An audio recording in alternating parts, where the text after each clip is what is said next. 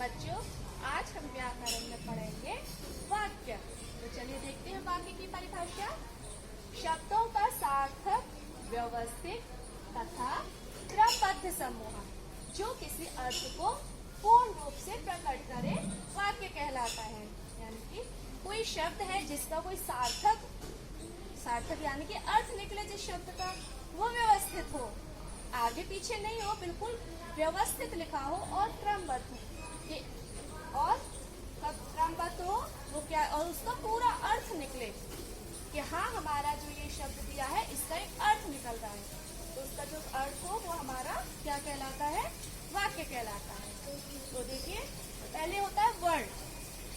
वर्ण से बनते हमारे शब्द और शब्दों से बनता है वाक्य।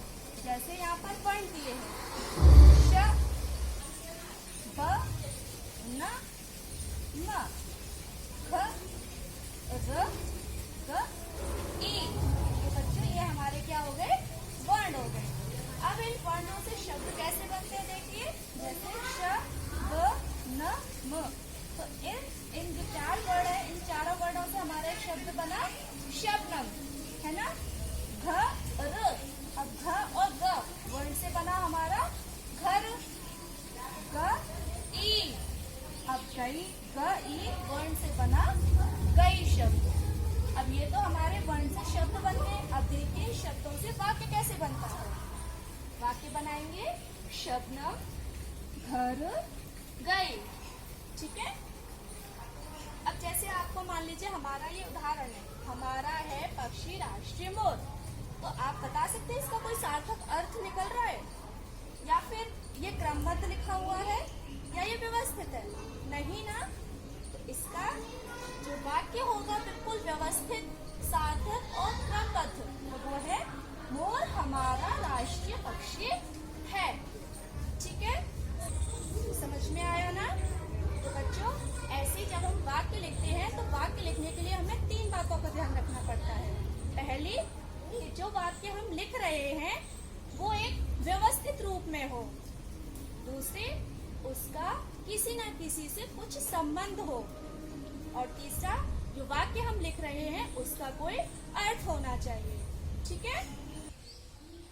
बच्चों वाक्य के अंग, वाक्य के 2 अंग होते हैं, उद्देश्य और विधेय। अब एक चीज ध्यान रखिएगा, जब हम वाक्य में उद्देश्य और विधेय में हमें मतलब पता नहीं चलता कि हम कंफ्यूज हो जाते हैं कि कौन सा उद्देश्य है कौन सा विधेय है। तो आप ध्यान रखिएगा वाक्य में कि कौन और किसने, ये 2 शब्द याद रखिएगा। ये 2 शब्द आएंगे तो आपको पता चल जाएगा, है ना। तो उद्देश्य क्या होता है कि जो वाक्य में जो काम कर रहा है, कौन कर रहा है, जो काम कर रहा है। जैसे कि अध्यापक जी कक्षा में पढ़ा रहे हैं, तो कक्षा में कौन पढ़ा रहे हैं, अध्यापक जी। तो अध्यापक जी क्या हो गया, उद्देश्य। और कक्षा में पढ़ा रहे हैं यानी कि अध्यापक जी ने किस कक्षा में पढ़ा रहे हैं, तो ये हमारा कक्षा में पढ़ा रहे हैं, ये हो गया हमारा विधेय। ऐसे ही कारीगर मेज बना रहा है, तो इसमें क्या हो जाएगा कि मेज कौन बना रहा है, कारीगर। तो यानी कि जो हमारा कारीगर है वो क्या हो जाएगा, उद्देश्य। और मेज बना रहा है, विधेय।